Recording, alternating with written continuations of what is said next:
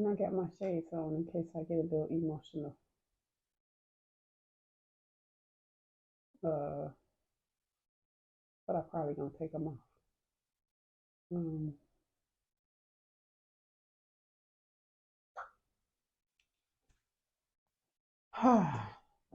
so the universe has gifted me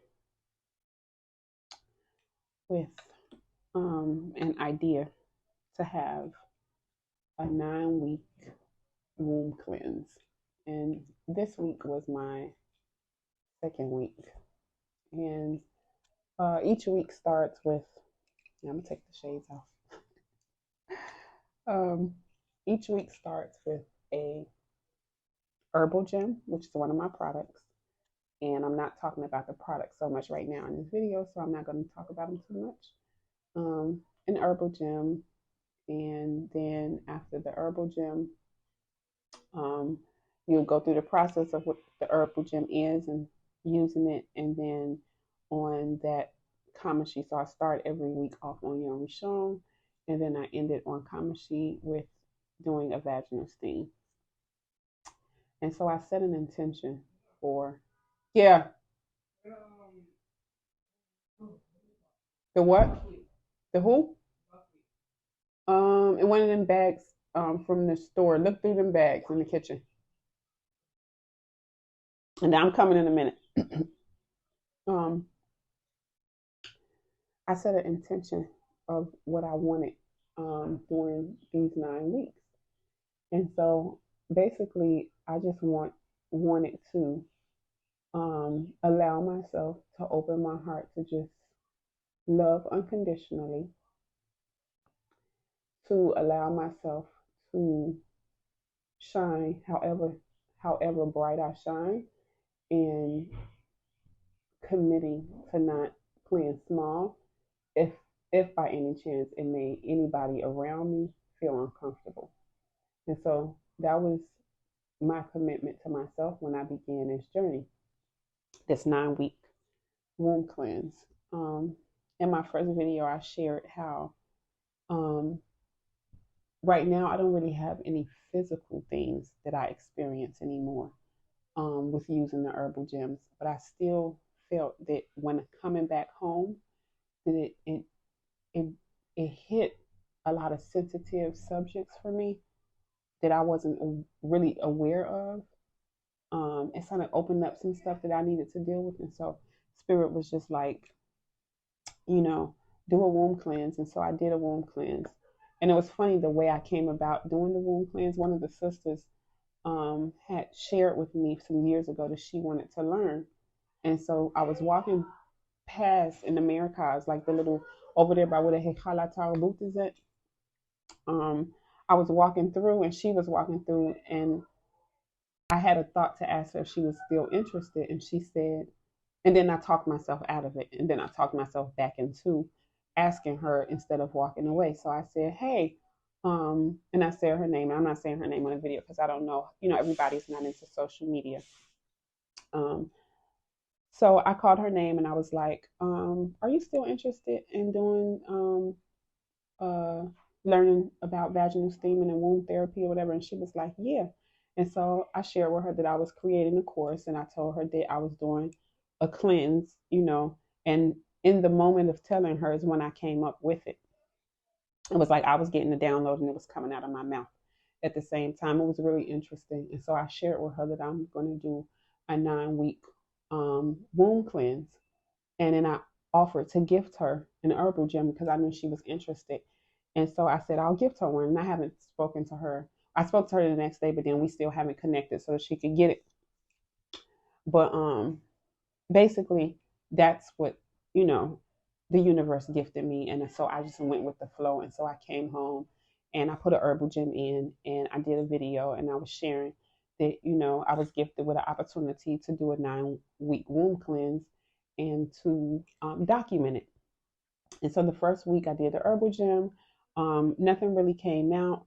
And then after I did my vaginal steam, I did have a discharge. And so the discharge is on my phone. I'm going to show you the discharge that came out, even though like I said, physically wasn't nothing going on, but because there's so many emotions attached to the different things that's going on in our wombs, sometimes if the emotions are, this is just my spirit, talking, I'm not a doctor or anything, but the womb, the wombologist, I just named myself that. The wombologist in me is saying that sometimes if emotions are so deep that whatever the physical outer experience that your body is having, until you release those emotions, that physical scar tissue or whatever it is that it's attached to is still going to be in your body. And so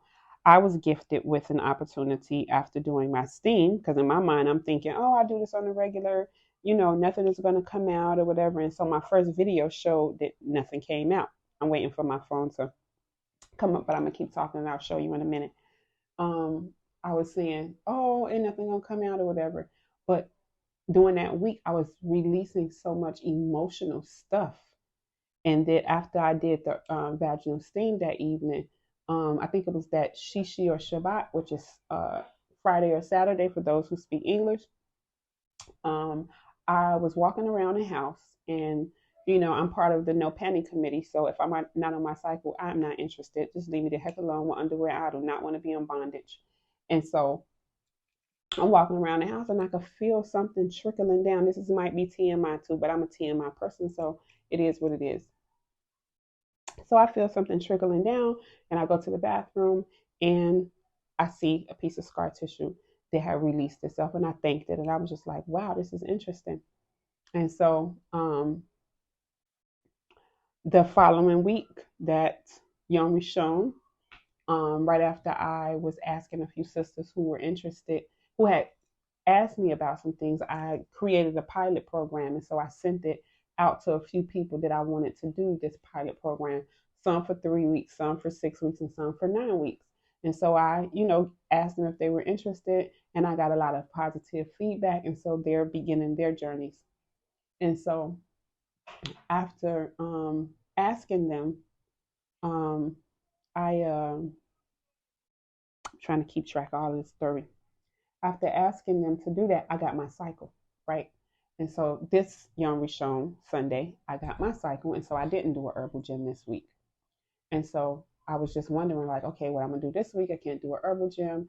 I got my cycle. At the end of my cycle, I did a vaginal steam last night. Me and my sister Rukama, we were in here 2 o'clock in the morning after the show last night. We came and we did a vaginal steam and kind of almost fell asleep and it was fun, and we talked and stuff. So that was really nice.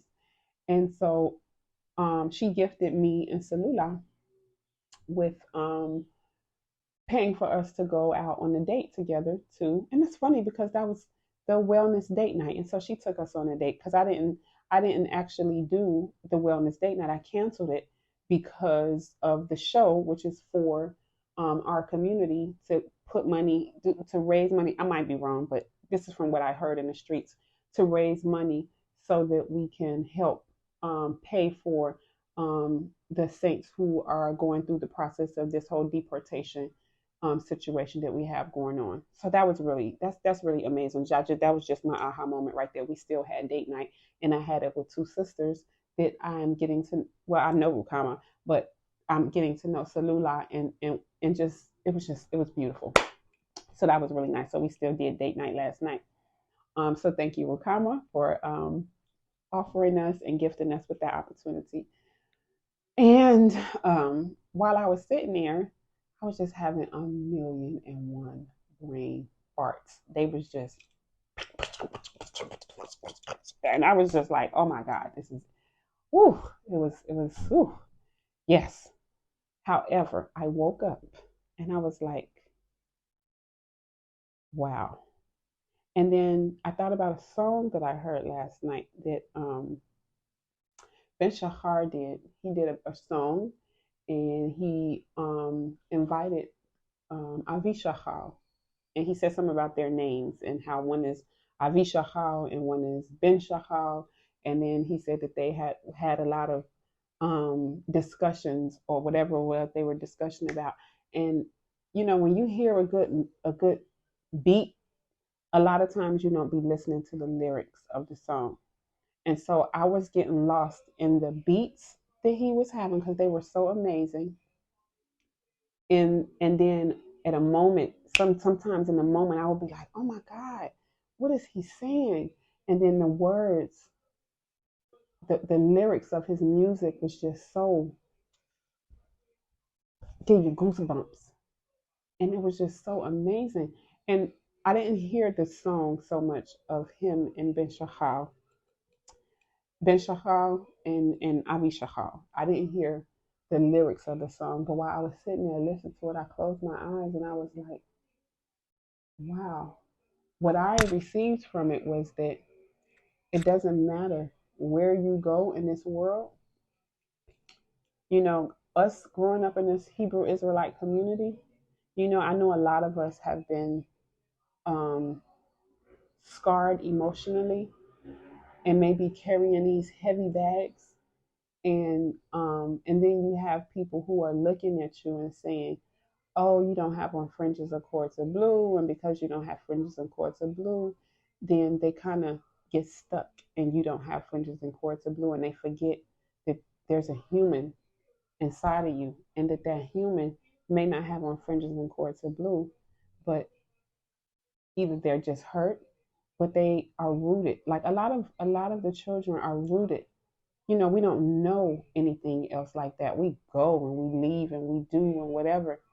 But everywhere one of these children in this community who have been born and raised here or spent a lot of time here, when you go to other places, and I'm saying this now after being in America for a few years, and I had on a whole bunch of colors in my hair, and I didn't wear culture, and I had on shorts, and I had on whatever, whatever, whatever. Everywhere I go, and I know this is just not my story, everywhere I go, people see the light in me without my fringes and cords of blue. And so I was having another conversation with another brother who just came back into the community who's, you know, gung ho about the fringes and cords of blue. And I'm okay with the fringes and cords of blue for those who that works for. But for those who choose not to, for whatever their reason is, it doesn't make them a bad person. It doesn't make them against the kingdom. It doesn't make them trying to tear down the kingdom, you know, because if somebody say we have to build or we have to do, I don't have on fringes and cords of blue, and I have no intention on putting on fringes and cords of blue. But it doesn't change that I'm committed to seeing my community grow and flourish and prosper. And when it's time to work, I'm gonna be right there with the shovel and getting it done. But I ain't gonna have on no fringes and cords of blue. And so that's what I that's what I picked up from the song that they were singing. And people have been traumatized. Some people have been hurt. Some people have been molested. Some people have been, you know, all type of stuff because every single community that you go to, I don't care who it is, what color they are, where they from, every community have some skeletons. They have some things that aren't so pretty. And it's okay. It's not a bad thing. And so um that leads me into talking about, and it might not make no sense to you, but it makes sense to me. So I'm just sharing it as it comes up for me. Um the the reason why I'm saying this is because so many people have been hurt, and a lot of times we are trying to fix the actual thing that people are experiencing at that moment and not the root of the problem. And so when people share with me, because I'm a wound practitioner and because I do feet restoration and because I'm just a healer I'm just a healer. That's just what I do. And so when people are sharing with me different things that their body is experiencing, whether it be high blood pressure, sugar diabetes, infertility, PCOS, unpleasant odors, or whatever it is that you're maybe experiencing, knees hurting, overweight, sadness, depression, whatever, all of it is connected some kind of way to some traumatic things or some emotional stuff that you are not allowing yourself or gifting yourself the opportunity to release it and let it go. And so, Akhot Ruchama, the sisters I went out with yesterday on our date, um, they both have been doing these healing talks at the Hilltop Mansion. And tomorrow, no, not tomorrow, today is Shishi, Yom Slishi. Um, Yom Slishi will be the 15th of the month at 7 o'clock at the Hilltop Mansion. They are doing the last healing talk. And it's just so important that we be there because the healing is going to take place right here where all of it happened. And for me, that's what I realized because I left and I've been gone for some years, and then I came back. And when I came back, I was like, oh my God, but now I'm stronger and I have tools now to be able to use when certain things come up that used to be too much for me. For example, um, it's no secret. Like I used to share a lot when I was really going through a lot of depression and I was in a dark place and I had a new baby and I was going through postpartum depression and suicidal thoughts and I was really, really struggling. And that's what led me into my own healing journey and becoming a womb practitioner and doing things, natural because I was in search of something to heal me and in search of something to heal me, I was gifted with an opportunity to share it with so many other people and help them transform. And I'm still learning, and I'm always open to receive new healing modalities. And so I was in the kitchen cooking, and I asked for this stuff.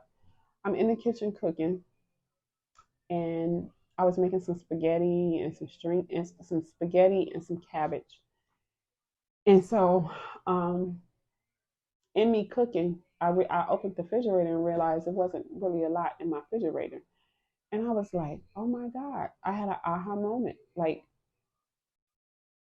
it was a time about my son is about to be 12 years old.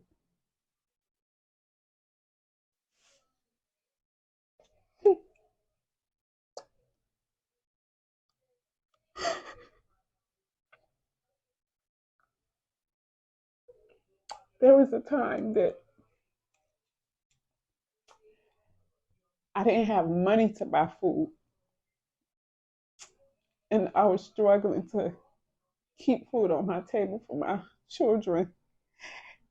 And when I came home, I'm not struggling anymore. I'm not rich, but I'm not struggling no more. But I can't buy food for my children. But it was something in coming home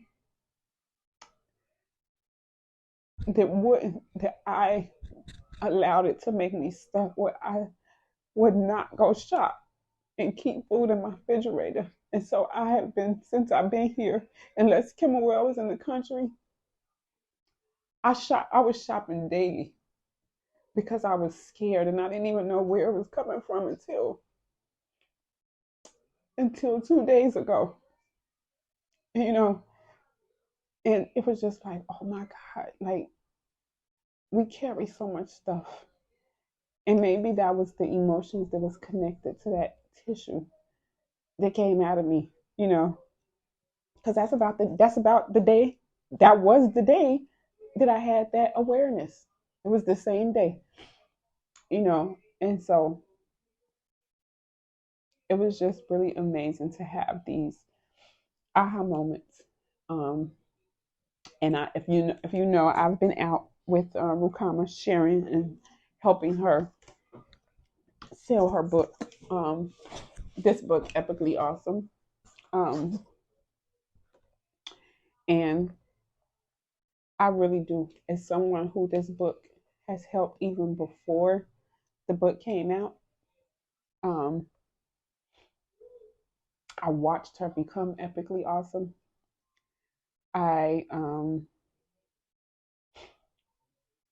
I watched her use every tool in this book on herself, and I watched her transform.